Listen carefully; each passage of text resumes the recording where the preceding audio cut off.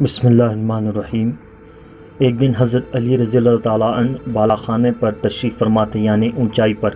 نیچے سے ایک یہودی نے آپ رضی اللہ تعالیٰ عنہ کی طرف دیکھا تو کہنے لگا، کیا آپ رضی اللہ تعالیٰ عنہ کو اس کا علم ہے کہ اللہ تعالیٰ حفاظت کا ذمہ دار ہے، اور کیا آپ حق تعالیٰ کی حفاظت پر اعتماد ہے؟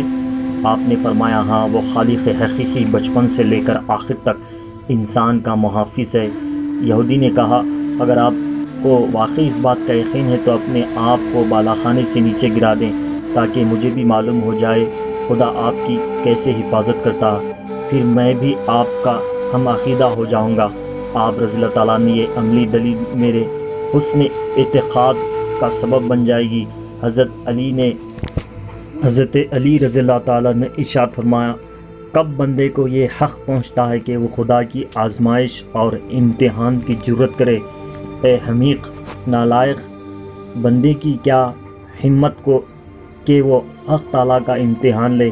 یہ بات تو صرف حق تعالیٰ ہی کو زیب دیتی ہے کہ وہ اپنے بندوں کا امتحان لے۔ اللہ اکبر۔